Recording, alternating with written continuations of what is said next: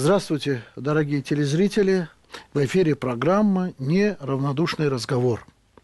И сегодня я тоже с особой радостью приветствую нас в студии гостя из Санкт-Петербурга, так хорошо знакомого вам Николая Кузьмича Симакова. Здравствуйте, дорогой Николай Кузьмич. Здравствуйте, дорогие телезрители. Симаков Николай Кузьмич. Ректор Международного гуманитарного института, профессор Международной славянской академии. Дорогой Николай Кузьмич, вы знаете, что у нас сначала чай, а потом беседа, да? Да. Иначе какая беседа без чая? Во славу Божию. На дворе юбилейный год, замечательный юбилей, 400-летие династии, славной династии Романовых. И очень хотелось бы, чтобы мы с вами сегодня на эту тему поговорили. И, в частности, возможно, более подробно как-то остановились бы на удивительной, поразительной личности нашего царя-страстотерпца Николая II. Да? Принимается? Да, конечно, я с большой радостью. Действительно, 400-летие дома Романовых в этом году исполняется. Династия Романовых пришла, как известно, на русский престол в годину смуты. Да? И надо сказать, что весь 17 век был веком бунтажным, так его называли. Это было не только смута начала 17 века, это будет потом и Разинщина, бунт Стеньки Разина, потом это будет раскол Аввакума, потом это будет Хованщина, будут многочисленные бунты в Москве, стрелецкие и казачьи бунты. И вот весь этот век, в этот век нужно было действительно найти противоядие вот от этого всего. А ведь в России было две силы, которые действительно всегда противостояли смуте. Это, с одной стороны, православная вера и церковь, а с другой стороны, это царская самодержавная власть. Потому что мы посмотрим на историю России, именно они спасали Россию и от нашествий, и от внутренних смут всегда. И вот действительно, династия Романовых, первый их подвиг, который они совершили, великое дело для России, это они спасли в 17 веке Россию и от распада, и от смуты. Просто спасли. Интересно, что в свое время Лев Тихомиров, такой русский мыслитель 20 века, писал: русский человек может быть либо монархистом, либо анархистом. Вот. И мы видим это в русской истории. Действительно, да. Мы видим это в русской истории, что есть и то, и другое. Бывало и то, и другое. Ну, конечно, Россию создала прежде всего православная вера, действительно православная самодержавная власть и монархия, и подвиг русского народа, который, конечно, действительно создал Россию, но благодаря вот этой силе. Надо сказать, что 17 век вот заканчивается победой над расколом, победой над смутой, победой вот над этой вот анархией, над этой такой, знаете, анархической вольницей. Россия стала великой страной уже во времена Алексея Михайловича. Ну, а затем начинается Петербургский период. Петербургский период, конечно, был особым. Он отличался очень резко от московского периода. Во-первых, новая столица. Во-первых, новая европейская Россия. Не случайно ведь Петра Первого называли... И царь новый. Да, новый тип, так сказать, можно сказать, тип монархии. Царя совершенно, монархии да. даже, да. Это уже будет европейский абсолютизм. Петр Первого не случайно Пушкин называет Робеспьер и Наполеон в русской истории. То есть и революционер, и император в одном лице. А значит, вот позднее уже Волошин, такой поэт у нас был, 20 век. Да, он называл его чуть ли не первый русский большевик. Первый даже. большевик, да, это волошинская известная фраза, да. Вот эта революция с трона, сверху. Петр Первый решает построить новую Россию, вот как бы изначально европейскую, открыть путь в Европу, то есть византийская часть, православная, московская, киевская, исконная православная, которая сложилась. Тектоническая. Да, русская, от нее русская цивилизация сложилась за 700 лет. Причем замечательно. Да, православная цивилизация, она сложилась. Ее уже не изменить. Петр Первый решил ее насильственно изменить, европеизировать. Ну и что? И оказалось, что верхи русского общества стали европейцами, для которых Париж и Берлин самые главные. Меккой стал, да. Как писал Шишков, вплоть до отрицания национального языка и нежелания говорить на нем. Как скажет Карамзин позднее, он скажет: мы стали европейцами, но перестали быть русскими. Вот так буквально. И с другой стороны, это народ, который живет идеалами Святой Руси. Так же, как он жил и в 15, и в 16, и в 17 веке. И вот этот разрыв, культурно-цивилизационный разрыв верхов и низов, это, к сожалению, отрицательный момент, который приведет нас постепенно к 17 году. Церковь оказалась в синодальном плену, да? Вот Да. мы понимаем, отмена патриаршества. Ни одного поместного собора в течение 200 лет. Ни одного земского собора. Да? Этого нет, патриархов нет. Теперь государь. Он глава и церкви, и государства. Вот этот абсолютизм. Но вместе с тем, Россия в XVIII веке это страна-победительница. Мы победили всех исторических врагов. Шведов, поляков, Польшу и Турцию. Все исторические враги были повержены. Получили выходы к Да, морям. мы выходы, так сказать, мы стали даже, знаете, не только государством. Морской державой. Да, это фактически была уже континент. От Балтики до Тихого океана, до Америки. Это евразийский континент. Евразийский наш континент, да. 140 народов войдут в состав России. 140 народов. Это, ну вот есть Азия, есть Африка, есть Европа, а есть Россия. Это континент. Евразийский, причем это попытка соединить Восток и Запад вместе. Под эгидой единого государства, единого царя, империи. Интересно, что Петра I провозгласили императором в день Казанской иконы Божьей Матери. Да, он еще ее любил. Митрофан Воронежский скажет ему: государь, когда построишь новую столицу, не забудь перенести из Москвы в свою новую столицу Казанскую икону. Пока народ будет ей молиться, нога неприятеля не вступит. Действительно, так оказалось. Его провозглашают отцом Отечества в 1721 году, императором всероссийским, вот, и Петром Великим. Но вместе с тем, вот действительно великие заслуги были в 18 столетии. Ключевский пишет про русских европейцев. Он пишет, ну вот русских европейцев в Европе считали крещенными татарами, а народ переодетыми немцами. Потому что они в храмы-то не ходили, а больше к Вольтеру тяготели. Да, увы. Вот это, так сказать, вот имеет место. Но вместе с тем, если бы не империя, появился ли у нас Пушкин, Достоевский, Толстой, Менделеев, Чайковский? Вряд ли. Такое может быть только когда Россия действительно стала великой империей. Она и породила великую культуру. Вспомним 19 век. Наверное, век действительно вот цветущей сложности, как скажет Константин Леонтьев. Действительно, великий век русской государственности, культуры. Да? У нас никогда такого, может быть, такого вот... Но это вершина. Вершины такой, да, не достигал. Которая была подготовлена всей предыдущей историей. Да, совершенно верно. Вот Александр I, благословенный император, он освободитель не только России, освободитель Европы. Да. Он восстановил династию Гогенцоллеров, прусских королей, австрийских Габсбургов и посадил на престол Людовика XVIII, Бурбона.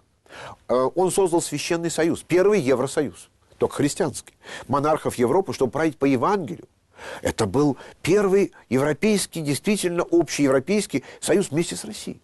Россия спасла Европу от революции во времена вот 1815-13-14 года, а потом и в 1948 году Николай I спас буквально Европу от революции 1948 года. Ее бы не было. Она бы в 19 веке была бы уже совсем другой. Не монархической, не христианской. И если она сохранилась таковой, то только благодаря России. Энгельс пишет: в Европе революция не победит до тех пор, пока существует самодержавная Россия, царство. Почему ненавидели ее коммунисты и социалисты? И объявили Россию жандармом Европы.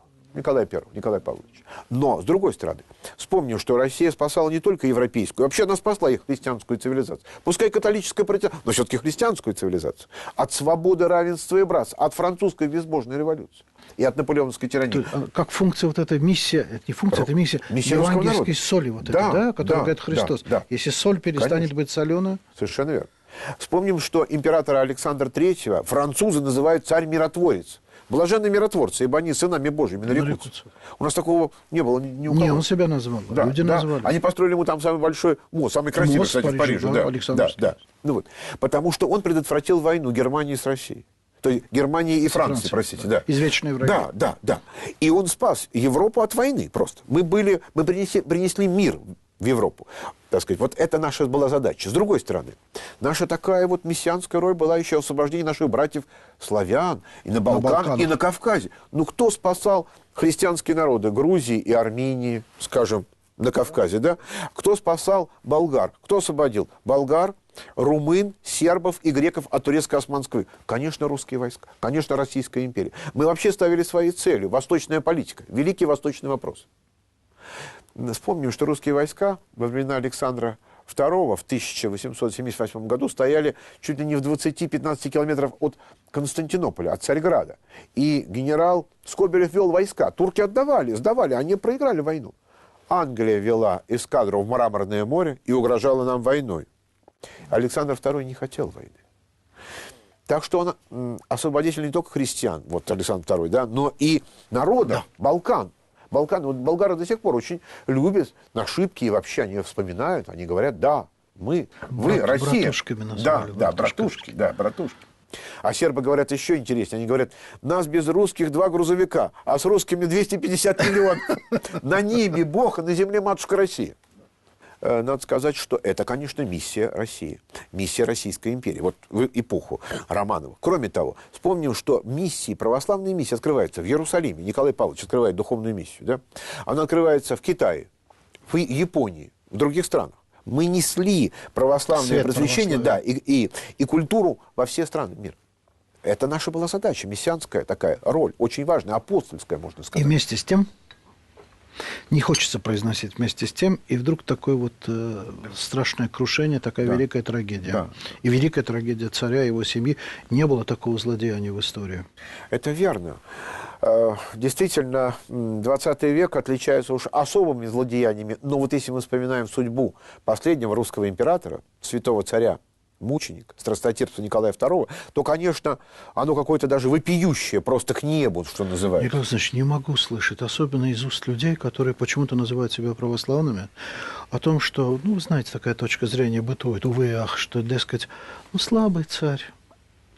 Некоторые даже упрекают его в отсутствии некого мужества. Для вашего покорного слуги царь, наш последний, это, может быть, самая мужественная фигура во всей русской истории. Ведь это так. Вы знаете, люди путают смирение и слабость, да? К сожалению. Очень часто люди неверующие вообще, да, они не понимают, что такое смирение вообще. Им кажется, что это просто проявление слабости характера. В то время как это проявление самого высшего мужества. Да. А вот жестокость они понимают, да, вот когда сила, воля, человек, да, так сказать, воля к власти, да. А вот христианское смирение, да, они совсем не понимают. А вот государь-то был воспитан действительно на христианском смирении. Он сам, может быть, один из единственных русских царей, который проявил его в вот христианское смирение. Да, в полноте.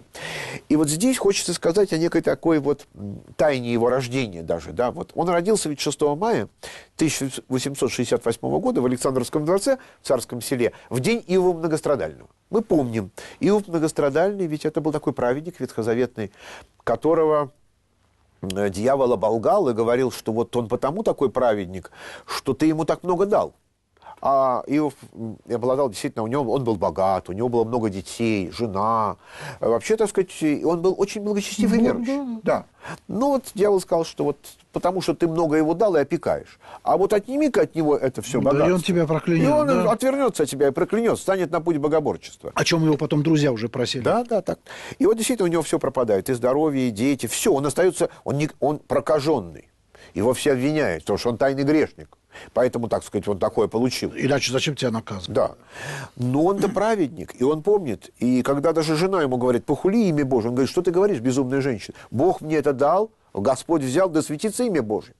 И вот эта вера, непоколебимая вера, несмотря ни на что, она действительно, понимаете, это прославление человека. Ну, как он юродствует. Праведник, в самом высоком смысле он юродствует. Да, праведник верой жив будет. И вот это действительно проявляется, что человек создан по образу и подобию, что он может быть личностью до конца, несмотря ни на какие социально-политические, скажем, или личные драмы. Это так. Вот. И действительно в конце жизни Господь возвращает ему. Он много, там написано, жизнь, полнота жизни еще была. Более, и он детей. И дни были насыщены его, и были и дети, и все было хорошо. Он был прославлен, но на земле, здесь. Ну, это ветхозаветный период. Ветхий Завет. А вот что касается нашего государя Николая II, наверное, его можно назвать русским многострадальным Иовом XX века. Я вспоминаю князя Живахова, он в воспоминаниях своих, а князь Живахов у нас был помощником оберпрокурора, товарищем последнего царского синода. Он был, так сказать, слуга царю и церкви. И он едет в Оптину пустынь в 1916 году, то есть накануне революции, в общем. И он беседует с Анатолием Потаповым, преподобным будущим, старцем Оптиной пустыни. И он, видимо, говорил ему о том, что он хочет постричься, уйти в монастырь. Но Анатолий Потапов вместо этого, зная, кто он по положению, по должности, он говорит ему, иди спасай царя. Судьба царя, судьба России. Царь заплачет, заплачет с ним и Россия. Царь будет радоваться, радоваться будет, и хорошо будет Россия.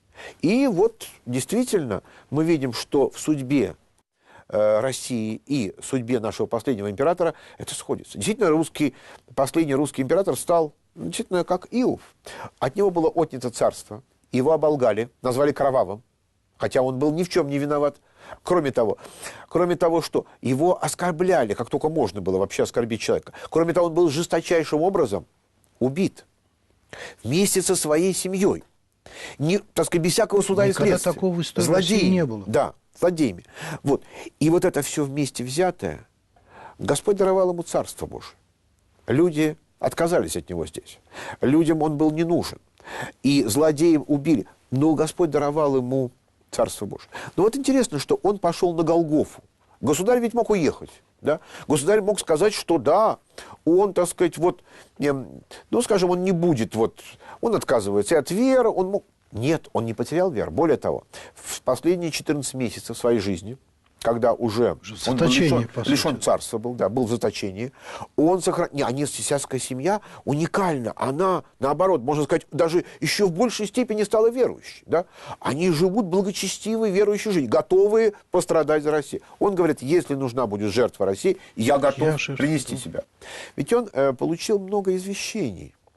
Да, вот это очень интересно, я читал, да. мне приходилось вот читать. Первое извещение, это, наверное, даже, знаете, в 901 году, это когда... посещение Дивеева. Нет, даже до Дивеева. До Дивеева. Вот знаете, в 1901 году вскрыли это письмо знаменитого монаха Авеля. Да.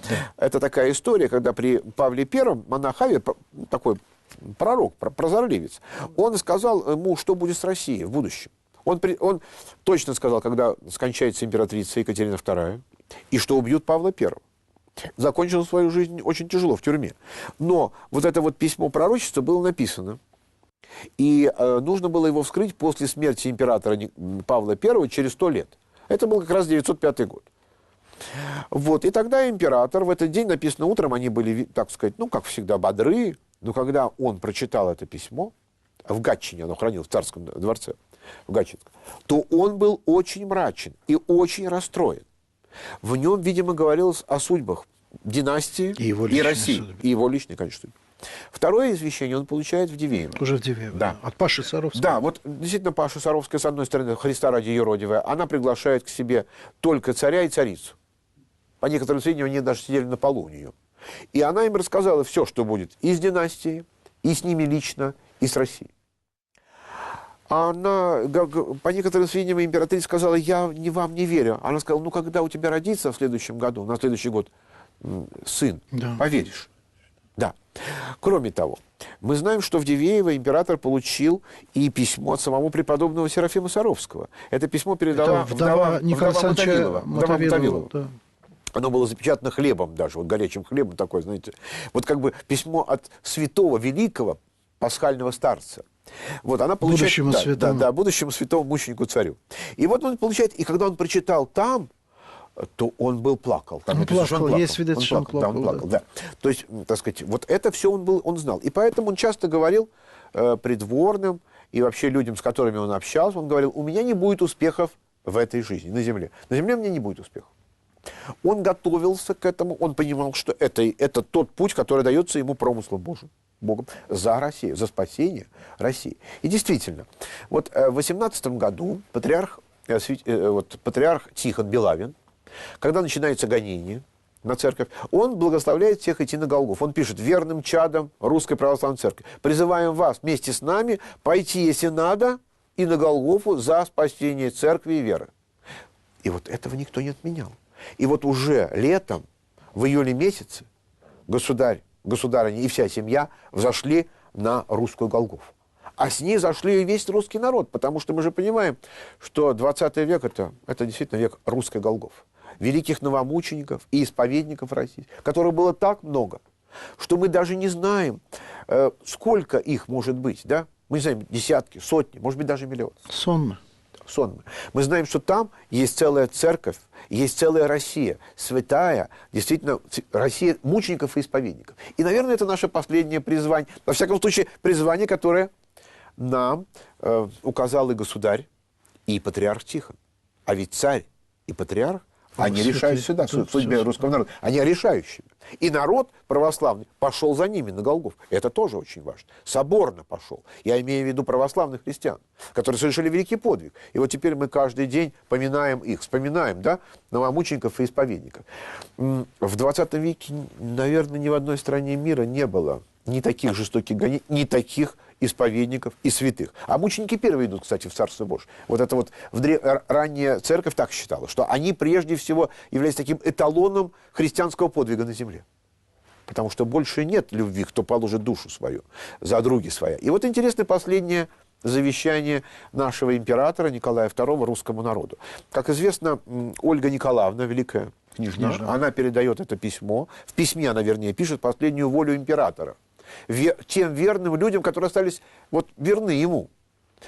Он пишет, что государь просил передать, отец просил передать, что чтобы не мстили ни за себя, ни за него, так как он всех простил и за всех молился. И помнили, что то зло, которое сейчас, будет еще сильнее. Но только не зло победит зло, а только любовь.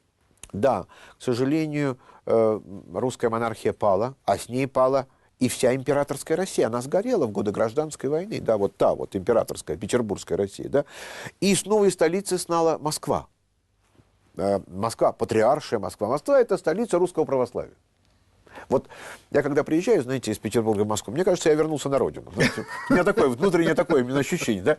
Что я вернулся что я вернулся в православную Россию, вот исконную, органичную, понимаете? Вот очень русский город. У меня такое вот именно ощущение. Хотя все порой делается для того, чтобы она перестала быть русской. Но она красавица русская, я думаю, что милостью Божией такое и прибудет до конца времен. Русская и православная, и первопрестольная. Знаете, что еще дорого в царской семье? Вот это их удивительная любовь друг к другу. Они ведь явили нам высочайшие вообще образчик, да, семьи. Да. Святые отцы говорят о том, что семья – это осколок края на земле. Да? Вот. Да. А ведь это правда вот, по отношению к царской семье. Да, вот часто вот говорят о том, что ведь семья была создана до грехопадения. Да. Поэтому она имеет райские, так сказать, основания. Да, это вот Эдем такой, укоренена в раю, да. Что это такое священное, библейское начало жизни. Вот Господь сказал, плодитесь, размножайтесь, да, и любите, да, вот это же связано с любовью, поэтому это и домашняя церковь, это и малая Россия.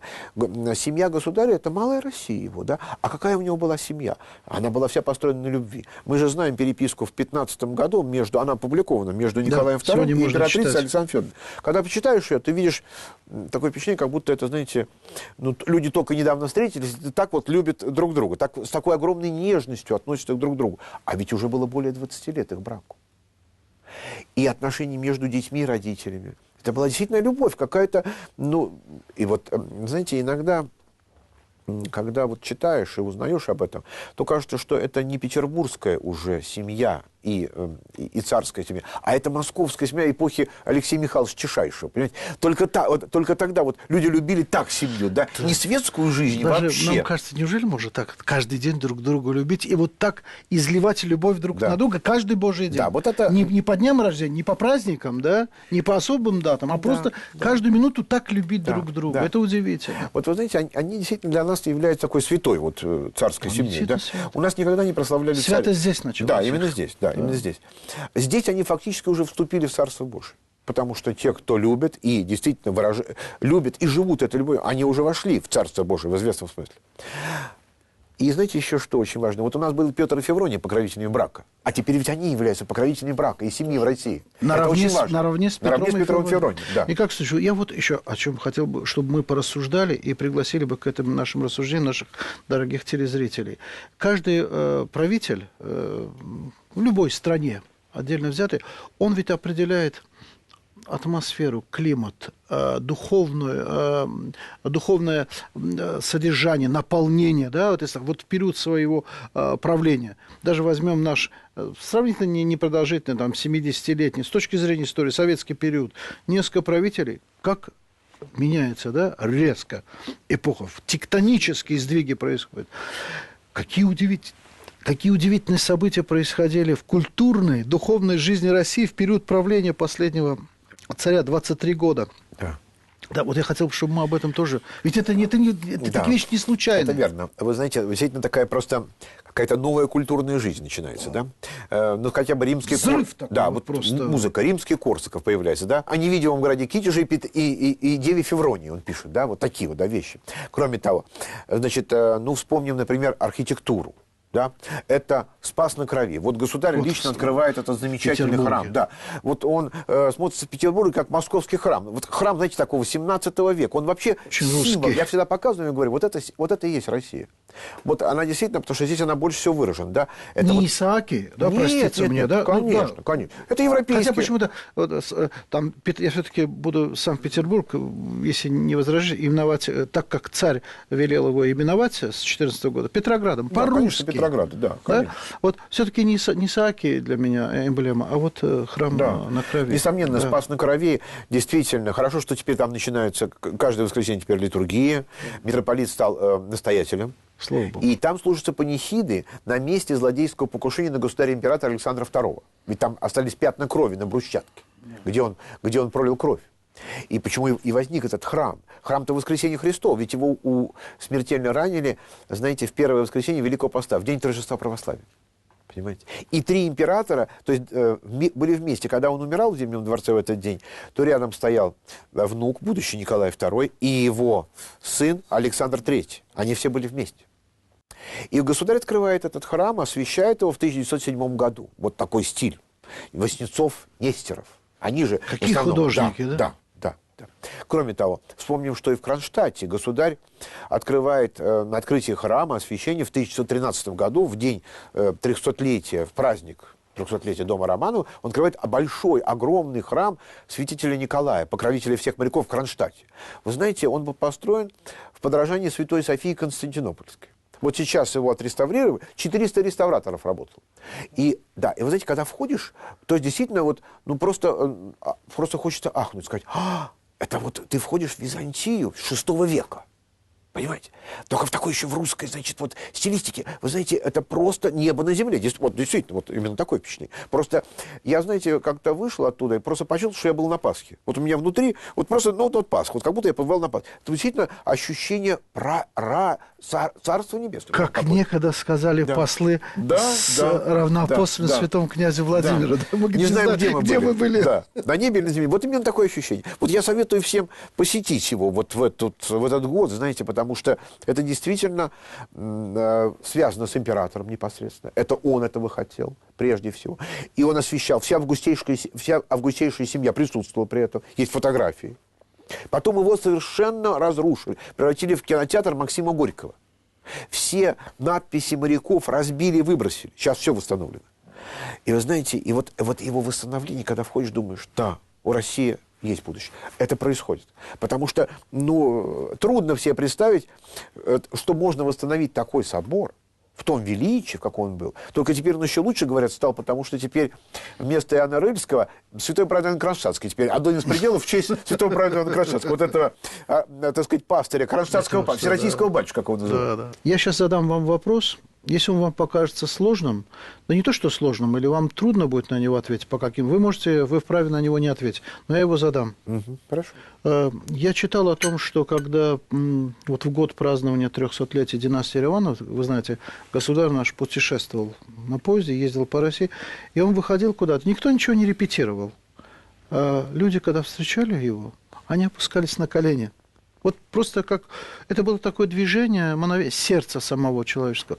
Если вы знаете, у вас есть ответ на этот вопрос, наверняка вы не могли об этом не думать, как русский человек, который болеет душой и сердцем за Отечество свое. А как мог этот народ, который просто опускался благоговейно на колени, видя просто царя, как перед иконой? Да? А царь есть икона некая. Вот. Кто понимает? Как мог этот народ через 3 года поднять на него руку? Да, вопрос сложный, но я готов на него ответить. вы знаете, я даже вспоминаю, что в августе 1914 года, когда государь вот вступился за Сербию, на Дворцовую площадь пришло, но вся Дворцовая площадь была, народ пришел с хоругвями, с иконами царя, и встал на колени, государь появился на балконе, и пели «Боже, царя храни», искренне пели, радовались, что Россия защищает Сербию. Сегодня же говорят, что это ошибка царя была, что он вступил. Хотя как Да, может такое... политическая ошибка, они говорят, да, да. Ну вот, и значит, и вот мы видим, что единение народа и царя, 14 год, да, монархические чувства были очень глубоки, очень глубоки. Вот, и это очевидный, так сказать, вот просто факт русской истории. Что же произошло потом? Вы знаете, ведь Россия на протяжении хотя бы только дома Романовых, возьмем, за 300 лет, да, она была создана как монархическая государственность, да, как один дом, одной семьи, имея одного отца, государя, да, и один народ, да. Народ относился к царю, ну вот, патриархально. Он, прежде всего, это его отец, это, так сказать, государь, да. Русские крестьяне, которые был тогда почти 90%. Батюшка. Да, это Он для них царь, батюшка, отец, да. Они готовы были сражаться, воевать за веру, царя и отечества. Хотя все слои русского общества служили этому. Ну вот, ведь, понимаете, вот эта трагедия 17-го года, падение монархии. Падение монархии, когда в одночасье не стало царя. А ведь что такое царь для русского крестьянина? Это не просто политический лидер страны, как бы мы сейчас сказали, да? Это даже не просто, ну, вот такой глава государства, который приходит и уходит. Это не только наследственная даже монархия. Это помазанник Божий. Это тот, кого нам дал Господь. Это вот просто слуга Божий. Да? И поэтому мы его слушаемся, потому что он дан нам свыше. Это моя судьба, царская теократия. Да, царская теократия. Так с боговластием. Именно через царя. И вот представьте, что в одночасье это исчезает. Вот народ остается один. Государство распадается. Ведь оно тут же распалось. Вспомним, что если 2-3 марта, значит, происходит отречение, да, и затем падение окончательное, да, то мы вспомним, что Временное правительство уже в конце этого года уходит, приходят еще более страшные крайние люди, и страна распадается. Попросту говоря, но страна распадается тут же. Уже летом 17-го года отпадает Прибалтика, даже раньше, да, Украина, Кавказ, все, страна как распадается. Признак слабости. Начинается хаос. Самое Нет, страшное. дома нет. Рухнул дом, который на протяжении 300 лет, а если мы возьмем монархию, вообще на протяжении... Нет хозяина. Да, нет хозяина. все, дом рухнул. И не только хозяин, вообще рухнул. Да. Нет царя, нету царства. И, значит, нету Бога. Значит, все дозволено, как говорил Федор. Вот эта отрицательная свобода, анархическая, вспыхивает в душе народа анархический бунт. Вот эта пугачевщина. Проявляется зверь. А тут приходят люди, которые говорят, это все ваше, берите. Вот это вы должны взять. И они начинают говорить, что теперь вот христианство не построило царство на земле, а мы построим социализм и коммунизм. И вот сроки. Новая вера, да, да. Поэтому старая Россия должна умереть. Потому что она мешает. Это религиозная война между большевизмом и православием. Понимаете? Безбожием и верой. Да, да. Понимаете, да. Поэтому отсюда вот это все, понимаете? Отсюда просыпание зверя в душе. Когда Бога и нет бессмертия, это все дозволено, сказал Достоевский. Это вот так и проявилось. Зверь. Как Иуда рассердился и разгневался, когда он окончательно понял, что Христос не собирается здесь на трон садиться, да? И он не будет в числе приближенных? Конечно, конечно. Кстати, какое... И вместе с тем мы не должны считать, что весь народ так поступил. Мы же знаем, было большое белое движение. Мы было большое народное нашу сопротивление. Беседу начали с сонма святых. Новомучеников. Новомучеников. Да. И поэтому они-то остались верны и православию, и Богу, и царю. Слава Богу. Наша беседа с вами близится к концу. Я внимательно вас... Как жаль. Да. Всякий раз, когда заканчивается ваша программа с вами, вот произносим эти слова. И у вашего покорного слуги тоже есть своя версия. И с некоторых пор я осознаю, что все, что происходит с Россией, это... Чтобы понять, что происходит с Россией, надо всегда сверяться с Евангелием. Разве мы это не встречаем в Евангелии? Люди встречают Христа, постилают свои одежды, стараются младенца, чтобы даже тень попала, да, на этого младенца, как благословение великое. Конечно. Осанна, благословен гряды во имя Господне, восклицают они, пальмами, ветвями. Это наше вербное воскресенье. Сколько дней проходит, когда эти же люди кричат «распни его»? Ну, несколько, буквально сразу почти. Почти сразу. Да. Мы знаем 7 дней, ну, поэтому возможно, это было быстрее. С некоторых пор для меня вот эта веха, 14-й год, 300 лет, и страшный 17-й год, это повторение Евангелия. Повторяю, что Россия удивительная страна. Такой страны больше в мире нет. И ее судьба, это, конечно, это вот зеркальное отражение Евангелия. И как для того, чтобы воскреснуть со Христом, надо сначала распясться. Да. После Голгофы следует Пасха. Да, после, да. Это русская Голгофа. Дай Бог, чтобы это обернулось Пасхой. О чем мы, собственно, и молимся. А теперь и молится наш царь святой и все его семейство. Да. Спаси Господи. Дорогие телезрители, вот это наша непростая беседа с нашим гостем из Санкт-Петербурга, дорогим Николаем Кузьмичем, подошла к концу.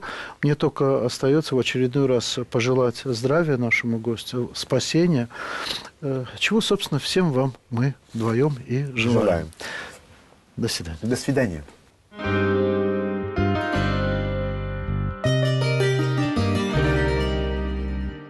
Ну что ж, дорогие мои, я проводил нашего гостя и вернулся за рабочий стол.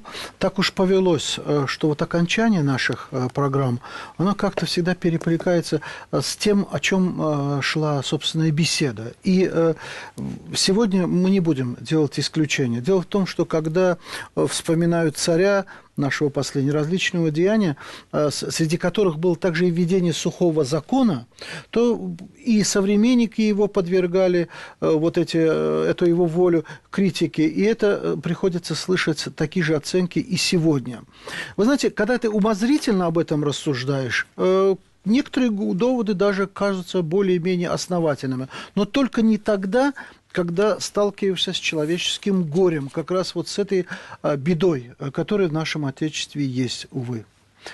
Об этом письмо нашей телезрительницы, которое содержит буквально крик души матери. Это Лидия Шаламова из села Башкирское, которая постоянно наша телезрительница. Она пишет: «Добрый день. Ради Бога, пожалуйста, помогите нам, помолитесь за моего сына Михаила. Он много лет болеет псориазом. Организацию, где работал, закрыли. Сейчас нигде не работает и не может найти работу. Начал пить, семья разваливается, и жена подала на развод. Но им не дали развестись и дали время на обдумывание, так как в семье растет сынишка. Я молюсь, плачу и никак не могу заставить его исповедоваться и причаститься. Говорит, что ему стыдно перед знакомыми людьми в церкви. Помогите, всего вам доброго». Помоги вам, Господи, уважаемая Лидия. Дело в том, что меня очень тронули, надеюсь, наших телезрителей тоже, эти слова вашего сына о том, что ему стыдно. Все-таки пока в человеке вот есть это чувство стыда, далеко не все потеряно. Это замечательно, что в нем присутствует стыдливость. И помоги ему, Господи. И помоги всем людям, которым нужна, которые чувствуют потребность в нашей соборной молитве и которые присылают письма с просьбой о них помолиться. Сегодня я призываю вас помолиться о здравии тяжко болящего игумена Петра, иерея Георгия, протоиерея Сергия, матушки Анны, игумена Макария, тяжко болящего Алексея, тяжко болящего Андрея, тяжко болящего Дмитрия, Ольги, тяжко болящей Нины, тяжко болящей Ирины, Сергия и Сергия, тяжко болящей Ольги, тяжко болящей младенца Дарьи, болящей Елены и Виктора, тяжко болящего Александра, тяжко болящей Ины и Натальи с очадами, а также болящей Татьяны и тяжко болящей Ангелины. Вот теперь в самом деле наша передача подошла к концу. Я прощаюсь с вами, дорогие наши телезрители. Оставайтесь с Богом.